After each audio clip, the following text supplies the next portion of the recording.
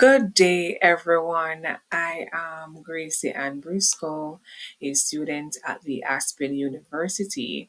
And the module that I'm doing right now is Module 7, almost to the end, Module 7. And this is the responsible conduct of research and scientific integrity. And the name of the course or the module is Ethics and Professional Standards in Psychology, and my professor is Dr. Eastman, and that is Dr. Eric Eastman. So, in this presentation, I'll be exploring four critical practices in mental health, and that's confidentiality, informed consent, clients turning 18 while in treatment, and parental notification. These principles come from the APA Association Ethical Principles and Code of Conduct, which is the American Psychological Association, which guides psychologists, counselors, educators, and other mental health professionals. The goal of these ethical standards is to protect clients' well being, maintaining professional integrity, and build trust between professionals and the communities that they serve. All right, let's delve into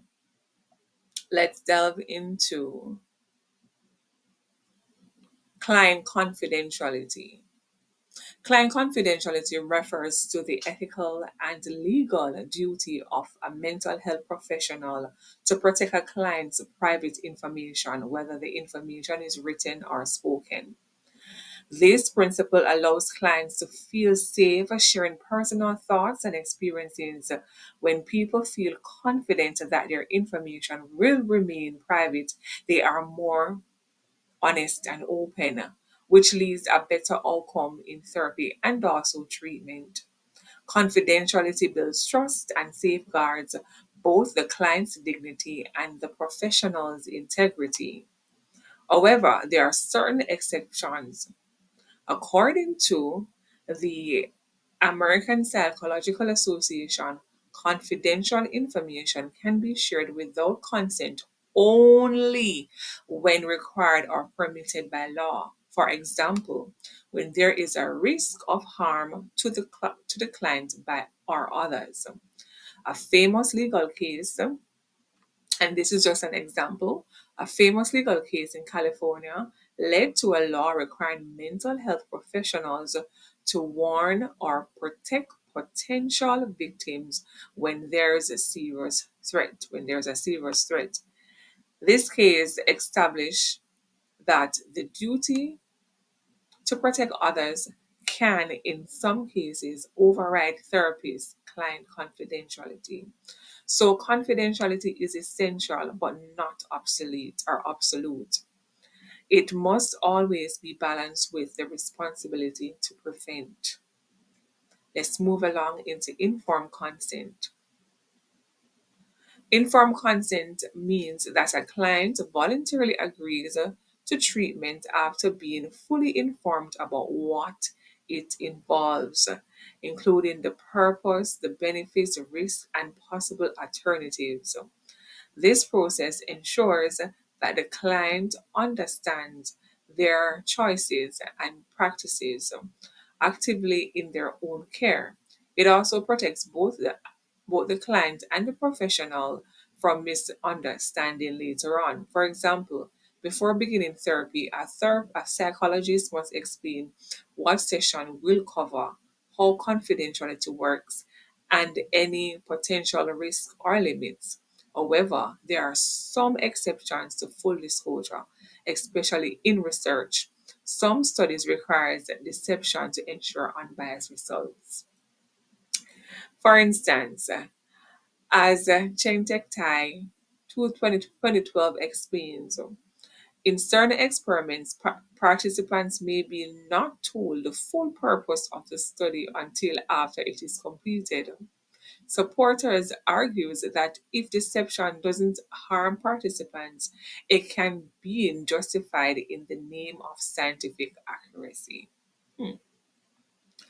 Critics, however, believe it violates participants' trust and autonomy. which is correct.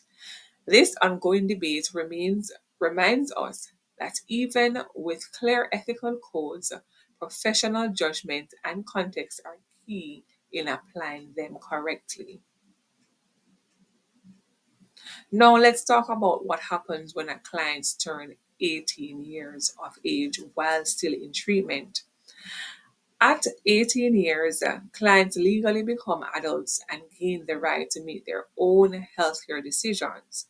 This means that consent authority shifts from the parents or caregivers to the client themselves.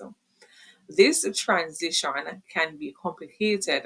Research by Bonstra and colleagues 20 or Bonstra et al. 2024 found that many young people and their families are unprepared for the change.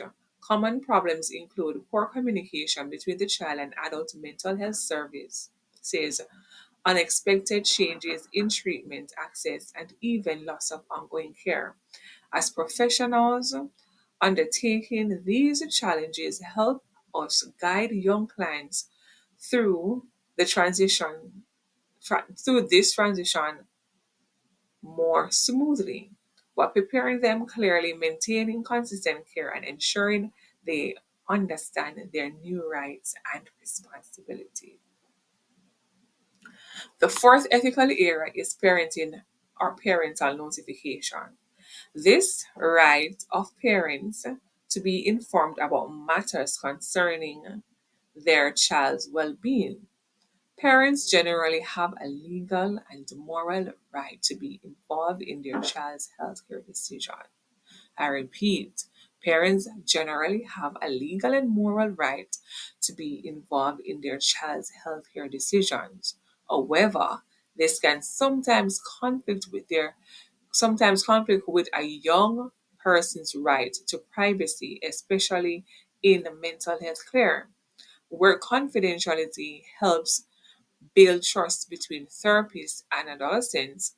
Researchers show found that adolescents states in the states requiring parental involvement were less likely to seek mental health treatments than those in the states in states where parental consent wasn't mandatory. This filing highlights a key ethical dilemma. How do we balance a parent's right to know with a teenager's right of privacy? Let me repeat. How do we balance a parent's right to know with a teenager's rights or to privacy? There's no one size fits all answer, but ethical practices requires sensitivity, communication, and respect for both parties needed. Of these four ethical practices, the one I would most likely to implement in my workplace is client confidentiality. As an organizational educator or psychologist, I often work closely with the human resources department, where maintaining the confidentiality of employee information is quite critical. To strengthen this practice, I would recommend several tips or steps, information or solutions, whichever you want.